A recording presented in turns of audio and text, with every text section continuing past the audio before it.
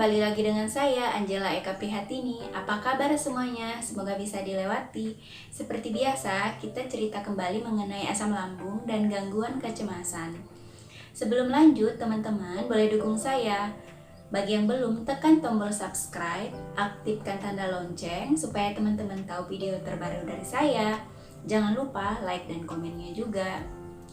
Teman-teman, kali ini saya mau berbagi cerita mengenai pengalaman gangguan kecemasan yang saya alami baru-baru ini ya teman-teman. Tetapi sebelum saya lanjut bercerita, saya minta maaf ya teman-teman. Cerita saya ini bukan bermaksud apa-apa, saya murni cuma ingin menceritakan tentang pengalaman saya saja. Jadi teman-teman, beberapa hari yang lalu ada tetangga di sekitar rumah saya itu meninggal ya teman-teman.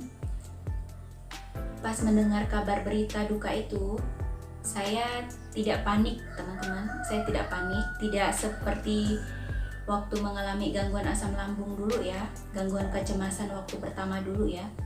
Kalau dulu kan sangat parah ya teman-teman, saking takut, panik, cemasnya, biasanya saya seperti orang yang mau pingsan gitu ya, hampir mau pingsan gitu ya teman-teman. Tapi untuk yang sekarang, kondisi saya mau menceritakan tentang kondisi saya, maksudnya teman-teman ya, tentang pengalaman saya yang sekarang ya. Saya sudah mulai lumayan tenang teman-teman. Saya tidak panik lagi, saya tidak cemas gitu ya. Mendengar berita itu saya tidak cemas, tetapi pada saat saya mau pergi untuk melayat ke rumah duka teman-teman, saya ada sedikit ketakutan, jadi muncul kecemasan gitu ya teman-teman.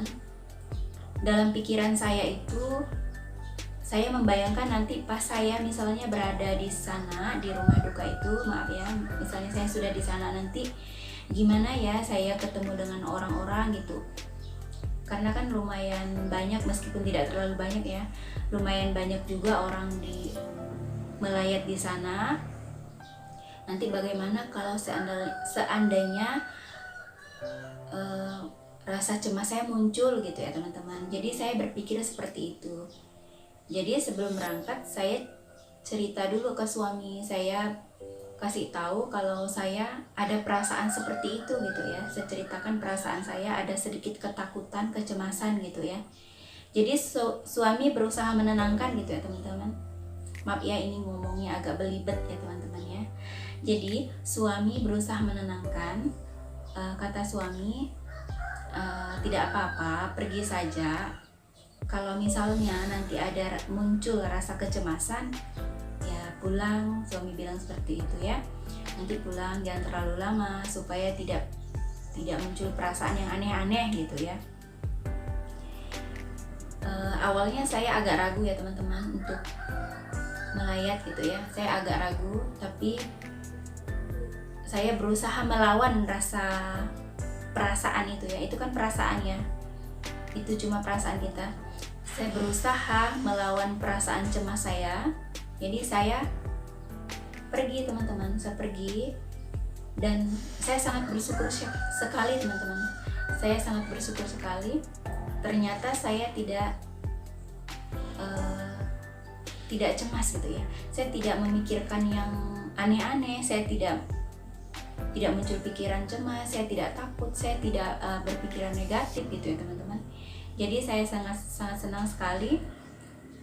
Saya bisa melawan gitu ya, melawan perasaan cemas saya. Saya bisa melayat ke rumah duka. Saya tidak berpikir takut gitu ya teman-teman. Jadi saya pulang ke rumah. Jadi ya syukur sekali ya teman-teman. Sampai di rumah saya ceritakan lagi perasaan yang tadi saya alami waktu saya berada di sana gitu ya. Saya ceritakan kembali ke suami pas sampai di rumah. Ternyata sekarang saya itu sudah lumayan bagus gitu ya. Gangguan kecemasannya sudah benar-benar sudah berkurang gitu ya teman-teman. Tetapi kalau menurut saya memang belum sembuh total ya, karena saya masih ada punya perasaan takut gitu ya, meskipun saya tidak sampai secemasnya gitu ya, tetapi ada perasaan takut sedikit gitu ya teman-teman. Jadi saya mau kasih tahu ke teman-teman juga ya teman-teman, kalau misalnya teman-teman itu yang sekarang mungkin ya, yang sudah mulai tahap pemulihan, ataupun mungkin teman-teman yang memang baru mengalami ya, sebenarnya apa yang kita pikirkan itu teman-teman, itu cuma ketakutan kita ya teman-teman. Jadi saya mau kasih tahu teman-teman ya, bahwa apa yang kita pikirkan itu sebenarnya cuma ketakutan kita. Jika kita mampu mengendalikannya, sebenarnya itu tidak apa-apa teman-teman. Misalnya nih, teman-teman misalnya di rumah gitu ya, atau bagi ibu-ibu ataupun siapapun itu ya, misalnya teman-teman lagi membersihkan rumah, lagi menyapu atau membersihkan apapun gitu ya, ataupun yang melakukan pekerjaan misalnya, biasanya kan cemas itu tiba-tiba datang gitu ya. Kalau ada perasaan itu, diabaikan saja, meskipun memang susah ya, memang susah untuk kita mengabaikannya gitu ya, karena tidak akan apa-apa. Abaikan saja kalau memang kita sedang menyapu, sedang membersihkan rumah, dilanjutkan saja mengerjakannya. Kalau memang cemasnya datang, biarkan. Tidak, teman-teman itu tidak akan jatuh, tidak akan roboh badannya, karena yang kita pikirkan kan itu ya, dari kecemasan itu. Kita takut roboh, kita takut badan kita roboh, kita takut pingsan gitu ya, kita takut tiba-tiba ambruk gitu ya. Tidak akan terjadi teman-teman kalau memang itu cuma berasal dari kecemasan. Beda lagi kalau misalnya kita mengalami sakit yang lain gitu ya teman-teman. Kalau memang kita itu murni, kita cuma mengalami asam lambung dan gangguan kecemasan, tidak akan apa-apa teman-teman. Kalau beraktivitas ya dilanjutkan saja, itu bisa hilang sendiri, karena itu juga dari pengalaman-pengalaman saya dulu ya teman-teman. Lanjutkan saja, meskipun susah gitu, karena itu akan semakin membuat kita jadi apa ya, makin cemas gitu. Tapi usahakan untuk tidak mengerjakan yang membuat kita lelah ya, karena kita akan semakin lelah. Karena kalau badan kita lelah, kita itu jadi cemas. Itu kalau pengalaman saya. Kalau misalnya saya mengerjakan sesuatu ini terlalu berlebihan, memporsir tenaga gitu ya, misalnya mencuci pakaian gitu ya, kita terlalu banyak cuciannya, kita kelelahan nih. Pada saat kita kelelahan itu, cemas kita pasti muncul. Kita merasa takut gitu ya, kenapa kita jadi terlalu lelah badannya gitu ya. Jadi usahakan mengerjakan pekerjaan atau apapun itu jangan terlalu berat gitu ya, jangan terlalu kelelahan. Kalau memang pekerjaan yang cuma pekerjaan ringan, itu tidak apa-apa, biarkan saja cemasnya datang ya teman-teman. Oh ya, semalam juga saya ada pengalaman gangguan kecemasan juga teman-teman, karena beberapa hari yang lalu juga sebenarnya saya sempat naik juga asam lambungnya ya. Itu karena faktor dari makanan ya, saya tidak bisa sebutkan saya makan apa gitu ya teman-teman, karena kalau saya ceritakan misalnya saya tidak cocok makan ini atau makan itu, takutnya teman-teman itu tersugesti gitu teman-teman. Karena setiap orang itu beda-beda, ada yang cocok makan ini, ada yang tidak cocok makan ini gitu ya. Jadi ada makanan yang seharusnya saya belum boleh terlalu banyak makannya. Jadi itu akan berpengaruh ke lambung saya gitu. Jadi saya memakan makanan itu sayuran ya teman-teman.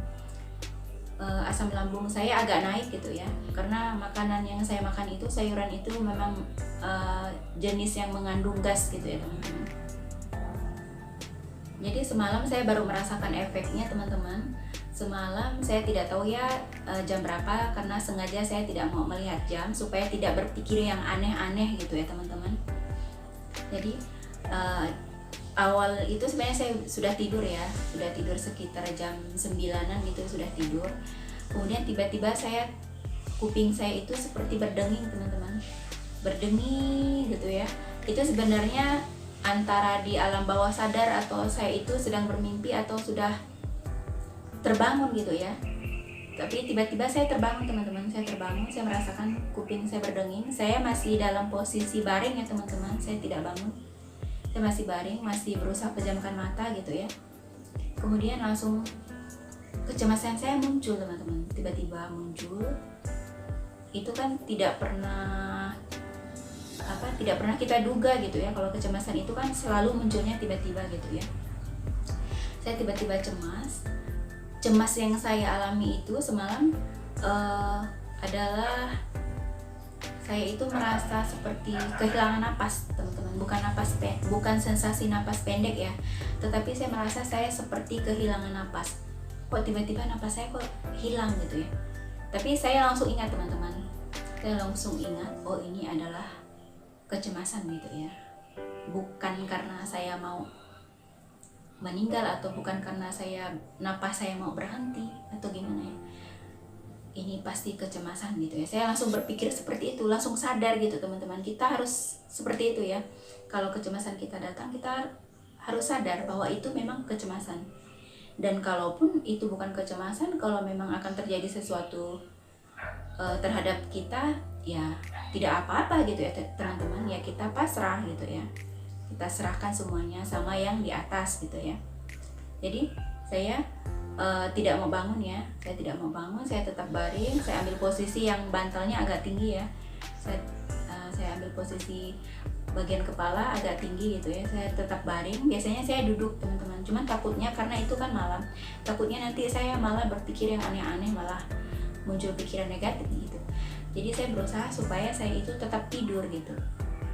Saya mengambil posisi yang nyaman, senyamannya saya gitu ya.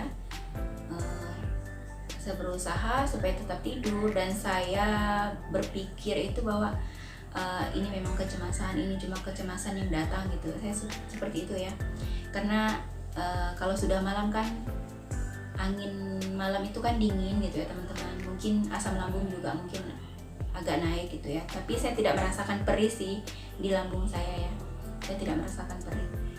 Jadi ya sudah, mungkin kecemasannya memang masih kadang-kadang seperti mengganggu gitu ya teman-teman, kadang-kadang datang gitu, tapi tidak parah gitu ya, masih tidak terlalu parah, sudah lumayan saya bisa mengatasinya gitu ya teman-teman. Jadi buat teman-teman yang sekarang sudah dalam masa pemulihan, saya ulangi lagi ya, buat teman-teman juga yang mungkin baru pertama kali mengalami sakit ini, ya semangat teman-teman, semangat ya, jaga lambungnya. Kalau lambungnya sudah aman, sudah tidak nyeri lagi, sudah sehat gitu ya, gangguan kecemasannya juga pasti akan hilang teman-teman, karena itu akan bersamaan. Jadi kita berusaha mengobati kedua-duanya ya. Kita tetap menerapkan pola makan yang sehat, pola hidup dan pola pikir yang sehat ya teman-teman.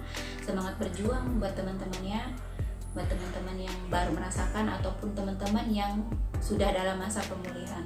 Semangat berjuang, semoga setiap video, setiap cerita yang saya bagikan ke teman-teman itu bermanfaat dan menjadi berkat ya teman-teman. Sekian dulu cerita kita untuk kali ini, kita lanjutkan di next video. Terima kasih buat teman-teman yang sudah menonton sampai habis. Terima kasih banyak teman-teman.